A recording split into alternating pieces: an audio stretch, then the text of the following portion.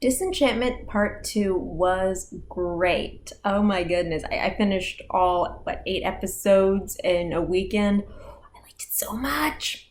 So much. Yay! It was exactly what I like with the Disenchantment, like the first season, the first part, and it just continued. I don't know. Well, actually, no. There are some parts that it did improve on. Well, there are parts where that make it not so perfect, and they continue to just be alright. Let's see, what goes on with who? Okay, spoiler alerts. So we got Bean. Finds out half her family's evil, that's complicated. Goes to hell, adapts really well there. Has a little fling with a mermaid. Not even a fling, just a one night stand. Oh, Bean. Let's see. Lots of wee misadventures in between. Then she's accused of being the murderer that kills her father. That was dramatic as hell. Oh, God, like that big ending where Bean is, being burnt alive. Oh my God. Ugh. It showed really well how the kingdom does not appreciate or respect Bean. So yeah, you can understand her drinking problem so much better every time.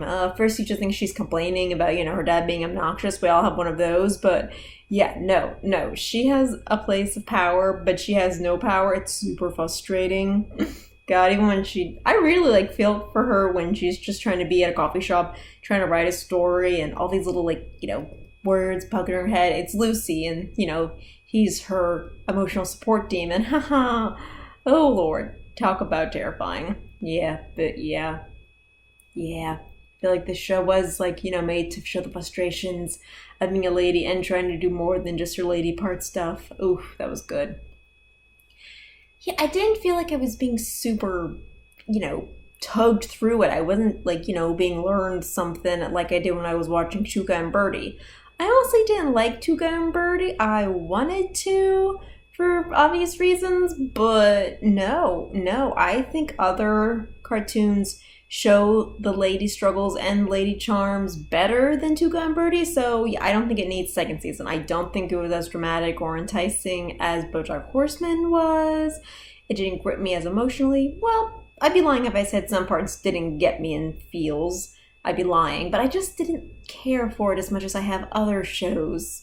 But yeah, Disenchantment does it right. So let's see, we got Bean, who continues to have weird and exciting adventures, and she pulls through them pretty well, so yay for her and her little grit.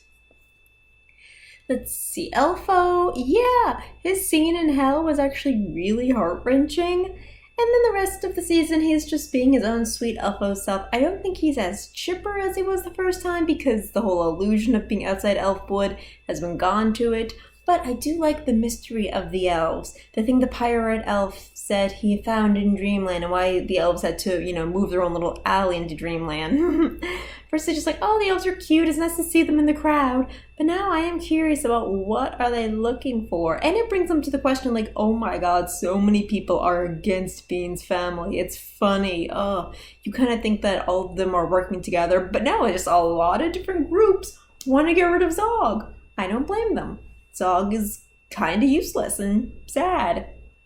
Though the episode where he falls in love with the Selkie, who's, a bear woman, that was pretty adorable. I liked her design, I liked her voice, I like how, they did all those bear jokes on her. Ugh. Now, they might have been corny and easy puns, but I still found them delightful compared to the other bad puns, like the Led Zeppelin. Yeah, unless you've heard of that band, it's a little dated. But the steampunk city was beautiful. Oh my God.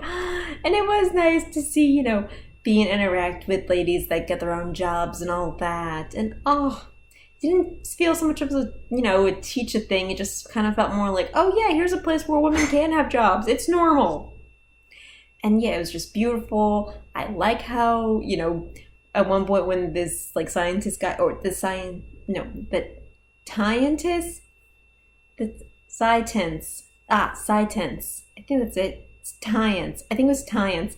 He pronounces it funny, and yeah, that was delightful. It wasn't haha hilarious, but it was delightful. Anyway, my favorite part is that, yeah, this dude is a bad hombre, being as curious about the science part, But yeah, she recognizes that he's a jerk the whole way through. A worse show would have tried to make him a little more hittable and be a little more gullible. It's like, ooh, a boy. But no, no. Bean might like sex, but doesn't mean she falls for any boy that happens to come her way, even one that comes from an interesting futuristic city. Yeah, I very much enjoyed their fighting. Not even charming, haha, old couple fighting, but just they have a little fight and whatnot. Yeah, that was fun. Another freckle-faced intern. Yeah, that's usually the thing a guy says before I punch him in the gut. Good for you, sweetie. Let's see, other evil characters. Well, Lucy is more mischievous than actual evil to me. And he continued with his aloof, sarcastic self. And yeah, he had to try to, get on with his life after he lost his immortality. That sucks. But yeah, it actually is kind of sweet to know that this guy who's mean to his friends loves his friends. Yeah, it's a small but big thing. I really like Lucy's demon powers, so I'd be sad to see all of them go, but I like his personality as well, so I'm glad that stayed. Let's see, Una, being stepmom who's an amphibian, she got to be a pirate, and, she seems happier. It's so sad that she and B never talked about, wanting to have adventures together. They have issues, it's a step-family problem, I guess, it's a cliche in fairy tales and in real families. But Una did forgive Bean, except don't steal her drugs. That's the one thing you can't really do. And if she does come back, despite all the problems Dreamland now has, I would think that, Una would take the kids on trips with her or to, steal from people and whatnot. I think that'd be a nice little family adventure. Oh, and Derek finally got some sunshine. Good for him. Okay, the episode where Bean's talking about how she's always kind of resented her little brother. Not always kind of, she has resented him and made it clear to him because, he was the heir, boy, he got to do stuff. But Derek isn't so much of a jerk about it as much as he's just a lonely rich kid, who's been kind of stunted. Like, apparently he's 14, but so like he's 7. But yeah, he's lonely. And he's sensitive. And when he finally gets to be king, he's, taking it very carefully and maturely and almost shrewdly. So I actually respected Derek a little bit, and I really like the episode where when push comes to shove, Bean would save her brother. She doesn't want him hanging out with her friends, but she does care, and that's sweet. I'm a little disappointed with Oddville, not being an ally of Bean. I get that he hates Zog, that's fine, but I never thought he would go against Bean. I mean, I always thought he would say, you can leave now, go ahead, but I never thought he would, put her up to trial and have her burned at the stake. I did not see that coming.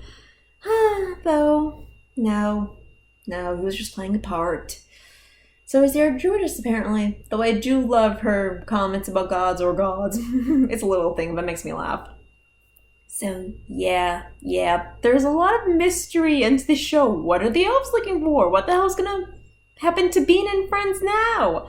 I love seeing them together on their adventures.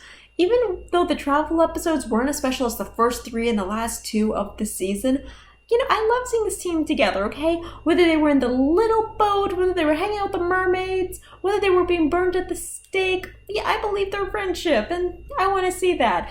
I kind of think since, Bean went back to Dagmar, that, she's going to try to do the witch thing. And that reminds me of the movie Witch, which is funny and very similar to the themes of this season.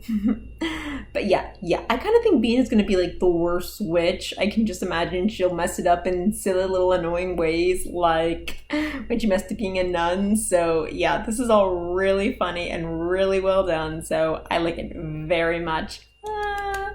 So Disenchantment, I'm so mad that it's over already because I just want to see more.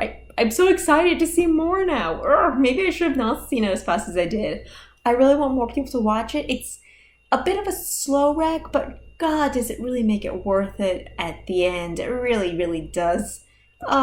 Please. God, more people watch it. More people love it. Please. I liked it.